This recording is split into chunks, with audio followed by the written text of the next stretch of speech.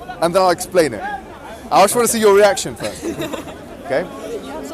From our perspective, we were talking about value, and we talked about moral relativity, and on atheism and naturalism, how actually everything is relative. And this is the prevailing philosophical position of most post-enlightenment, post-modernist philosophers like Nietzsche and Bertrand Russell and Jacques Derrida and others. Yeah, we'll come back a little bit. So in other words, moral relativity suggests that you make your own morality, right? You make your own purpose, you make your own morality. From an Islamic perspective, we say that obviously God, the all-knowing, the all-powerful, the all-wise, He is the one who sets the standards, He's the one who makes the morals. For us, the worst sin, the worst thing to do, worse than murder. Wait, what's going on? Worse than murder is this thing called shirk, and I'll tell you what it means. Shirk is the association of partners with God. Before I want to say something, I want to make a controversial statement first, yeah? I'm going to make a controversial statement, a ridiculous statement, and then I'm going to explain the statement. Let's suppose that this is on Islamic theology, yeah? You come out from planet Earth, and there was this imaginary button. Yes, but you're a Muslim. Let's say you pretend you're a Muslim. There's an imaginary button. You press it, the whole Earth blows up and destroyed. That's not a great button to have.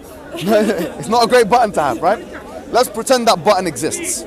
You go now. You're on the moon, on Mars. You go there. Button, crazy button. Press the button. Everyone blows up.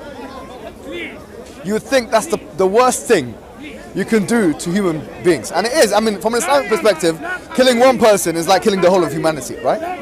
It says in the Quran, chapter 5, verse 32, that killing one person is like killing the whole of humanity, right? So murder is one of the high sins in Islam. It's not like we don't appreciate murder. We do appreciate it. But the ridiculous statement I wanted to make to you is as follows. Do you know that button that you press and the murder and all that stuff? If someone had pressed that button and killed everyone, and he was a Muslim, it's less severe than doing this thing called shirk. It's less severe. It's very severe. Very, very severe, no doubt. But it's less severe than doing this thing called shirk. What is shirk then? The question. I mean, what is shirk? What is this thing that you're talking? You press that button. What is it? Okay, I'll tell you. Shirk is when you give the rights. We believe in God. God, the creator of the universe, the heavens and the earth, everything, yeah? The maintainer, the sustainer, etc. Shirk is when you give the rights of God to other than God. That's basically it. What are the rights of God? The rights of God from the Islamic perspective are as follows. First and foremost, the attributes of God, as we know, He's all powerful, all strong, all knowing, etc. How can He be all those things? That's what I want my question about God to be. I'll come to that. Can we put that into a footnote? Yeah, all right. How is a good question. I'll put that to a footnote. Please remind me of it. But let's presuppose He is all these things. He's all-knowing, all-powerful, all everything, yeah? All-powerful, all loving, all merciful, most merciful, etc., yeah? Not all everything, that's a bit of an exaggeration. All of those things that I just said. Most merciful, most all-powerful, most wise, etc., yeah. Now, yeah, omnipotent is all-powerful, really, yeah? Omnipotent means all-powerful. Okay. Omnibenevolent, whatever, okay? The question would be this, and I want you to remember that question I asked you before. What makes the difference between a tree and a human being? So why is it that if I cut down a tree now, most of humanity would say that that's less of a crime than cutting a human being into two? The reason why, your subjective reasoning, which I didn't disagree with, yeah, I agreed with it completely, was that the tree has the intrinsic values, yeah, that tree has are less superior than the intrinsic value that the human being has. The human being has a higher level of attributes, or the characteristics of the human being are superior to the tree. Therefore, the human being is being assigned more value by other human beings and is therefore more important than the tree. Okay? We say the following. What of an entity that has a value that cannot have a value higher than it? Let me say that one more time. What of an entity that has a value that basically, I'm not going to use the word unlimited or infinite, but there cannot be a higher value than it. Yeah? I say the only possible relationship, and this is the Islamic thesis, the only possible relationship you can have with that particular entity is one of ultimate obedience, ultimate love, and ultimate fear. Let me say that one more time. No one can beat the entity. No one's more powerful than the entity. Nothing is exactly. Disagree with it because it's the most powerful thing. Exactly. But not only power, we said knowledge and wisdom. So all of your attributes that you have, as I'm sure you are, and you as well, very intelligent people, right? Very clever people, etc. All of those all those characteristics that you have, now basically imagine that those characteristics were that you cannot get higher than them. Basically that you are the most powerful. There's no one can touch you, no one can beat you, no one knows more than you.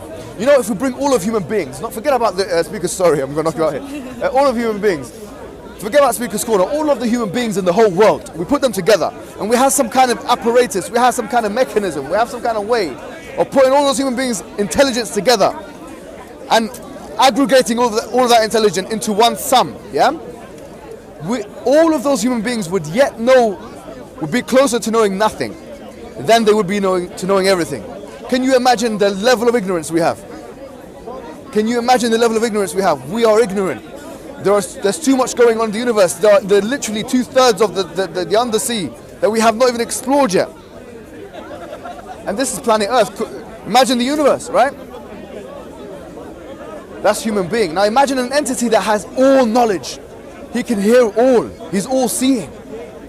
That is an entity we're saying is untouchable in that sense, in that figurative sense, of course, yeah? Now, what we're saying is that the only possible relationship you can have with such an entity is one whereby you're submissive to that entity. You cannot have another. That is the most appropriate, in terms of appropriacy, that is the most appropriate relationship you can have with that entity. In the same way as you would find killing that child an egregious transgression of the human rights of that child.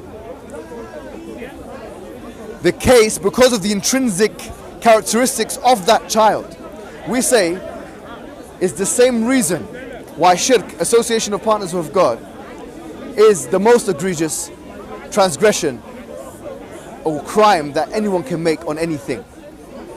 In other words, just like the child has rights, the creator has rights, yeah? So when someone realigns the appropriate relationship they should be having with the creator and they realign it to the creation, we say that that is the worst possible realignment. But what happens on that day, billions and billions and billions of years' time, when we have literally seen everything, done everything, worked out everything, there's no illness, there's no... Human beings are perfect, we know everything. What happens to that entity then? What happens when we have all the knowledge and this? Like, why should we strive to get there rather than obey someone that is there? What I'm saying to you is this. That entity, if we presuppose its existence, it doesn't have an end, right? It continues. And we're saying that human being will never reach a point where it knows everything by virtue of its insignificance on the universe. Its placement on the universe is an insignificant placement. We will never be able to encompass all that which is around us. For that reason, we say that, look, when we're talking about that appropriate relationship, now we'll go back to our analogy, the ridiculous thing that we said, that I know to secular ears it sounds like the most ridiculous thing you can ever say. Not killing one child, killing all the children, not killing one human, killing all the humans. Press a button, you're on Mars, press one button, every human being blows up, the whole planet Earth is blown to smithereens, yeah? We're saying, for a Muslim to do that is one of the worst things you can possibly do, right? It's you know, you're going to hell, you know, how dare you do that? But that is not as bad as the person giving the rights of God to other than God. Why? Now you might say, what the hell are you talking about, my friend? What the hell are you saying? The reason why is because aggregate value of all of those human beings on that planet Earth, as we've talked about value assignment, and this was a big theme of what we were talking about today, the aggregate value of all those human beings combined on that planet Earth doesn't even amount to a drop in the ocean compared to the value of God. Therefore, when we talk about God's value, inappropriacy when it comes to the rights of God has a more severe implication, has a deeper consequence, has a higher ramification. For that reason we say this. We say that the most appropriate relationship to have with an entity that is all powerful, all knowing, all hearing, etc., is that relationship of submission. That's what Islam actually means. Islam is submission to one God. And the biggest crime of humankind is to misappropriate that relationship and to assign the rights of God to other than God. That's the biggest crime. That's, from my perspective, the clearest thing I can say about the Islamic thesis. Do you get that? Now, let's bring out the footnote you were saying. How do we know that God is all powerful, all knowing, all hearing, etc.? How do we know that? I say this. Let's go back to the dependency, because we were talking about the baby on the incubator. We're talking about as well human being on a life machine, right? One theme that we will always come back to when we're talking about these issues is contingency, is dependency. Contingency is dependency, right? I say the following. In the realm that we live in, everything is contingent. Everything is dependent. In the realm that we live in, everything is dependent. In the universe, everything is dependent. Something is dependent upon something else. Give me an example of something other than that. Give me an example of one independent entity that lives within the universe and is with us now that we can point the finger at, empirically see and see. There's nothing, right? Everything in the universe is dependent upon something else. The universe, therefore, and before I'm accused by some atheist or someone of committing the folly of composition, because there is a fallacy called the folly of composition. This is not reasoning by composition. This is an inductive type argument, actually, if you think about it. Because I'm looking at things that I can empirically see. So this is inductive reasoning. I'm saying that here, the universe itself must be dependent, especially if you presuppose a beginning to the universe, which is the prevailing theory in science. Okay, if that is the case, what is it dependent on? That's the question. And you continue going backwards. So it's dependent upon something else which is dependent. It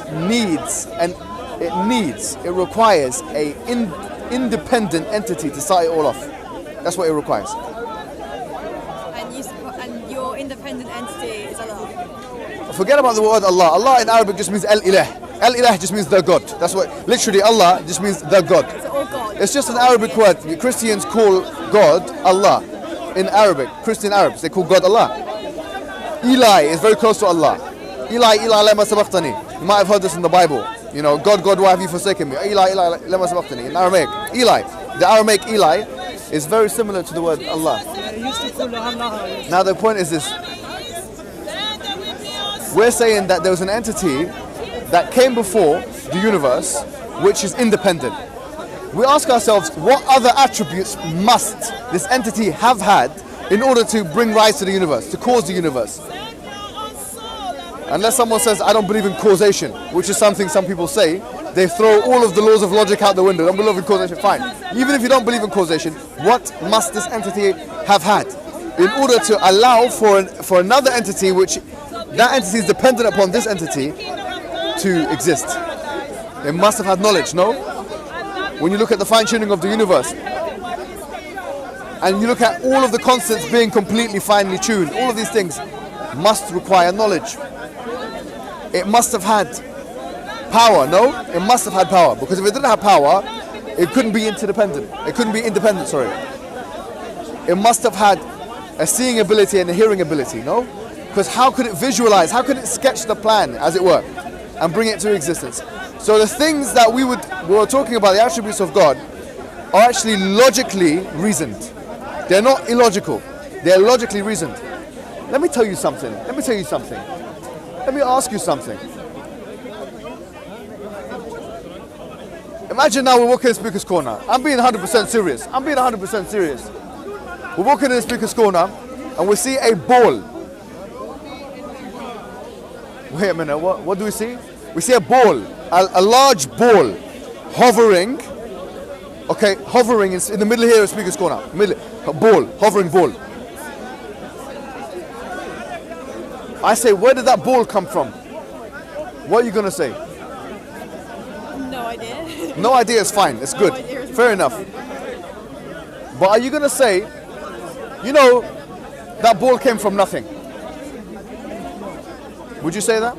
That ball came from nothing. You never say that. Because we know that something cannot come from nothing. Okay, good.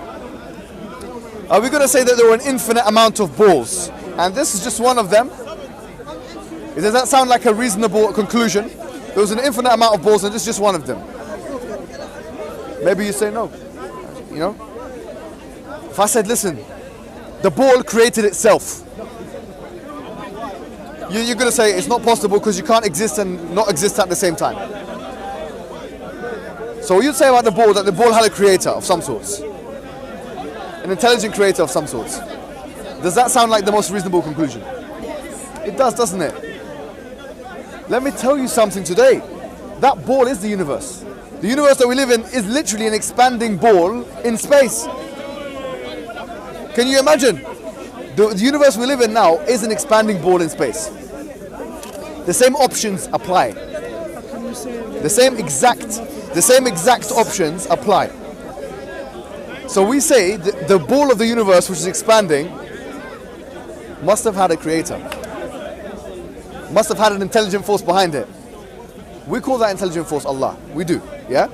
We don't say it's three in one entity. We call it just as one entity that created that ball. Does that make sense? Okay. Now the creator of that ball assigned purpose for everything inside of that ball, all right? And human beings, which he also created. He assigned purpose and gave them value. And he also gave the human being an ability to recognize the ball. To recognize him, sorry, not the ball. Yeah, an ability to recognize him. Then he reminded the human being. He reminded the human being using human beings, other human beings. Sending a medium, which we call an angel. Wait a minute, isn't this fairy tales? Isn't this mythology? You're talking about angels now, my friend. No, hold on. Yes, it's a metaphysical reality. An angel is a metaphysical reality. We believe it's a metaphysical construct, religious construct, which we can't see or touch or hear. But just because you can't see something, secular ears, once again, when you hear the words angels, I know how it feels, yeah? When you hear the word angels or devils, or something, I don't believe in that. Angels, no, man. We've already dispelled all of those kind of things in the Enlightenment period. Don't bring me back to these angels and devils. No, hold on. I know you've heard this before.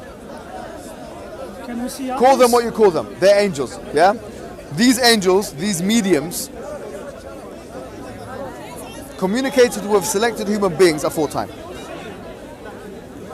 We believe that connected with many human beings, all of which told the people the same message, which was to basically submit to the intelligence behind the creating of the ball. For the reason we talked about before. It's the most appropriate relationship we can have with that creator is to submit to them, that creator. That's the only relationship. And only then will you find peace and tranquility. Yeah? You will not find peace and tranquility doing your own thing or trying to find your own purpose. That is the message of the prophets, all of them. So we believe in Jesus, and we believe in Abraham, and we believe in Moses. The final prophet we believe is Mohammed, yeah, who came to the Arabs, but also to all of human beings. Yeah. Now, does that make sense? Okay, so that's what we believe in. That's why we're Muslim. Yeah. But it's not just that. It's not just the fact that we believe in that. We believe in that all of the prophets that came to their respective peoples came with two things. A message, which was the same message I've just told you now, and some kind of evidence base. And the evidence base is different depending on the prophet and depending on the customs of the people. So for example, Moses, he split the sea. We believe in this. Yeah, we believe that Moses split the sea. Jesus cured the dead, rose the dead with God's permission. He cured the blind with God's permission. We believe in those things. We don't disbelieve in those things. We don't believe that he was God or the Son of God. We don't believe that. Yeah, but We believe that he was the Messiah and that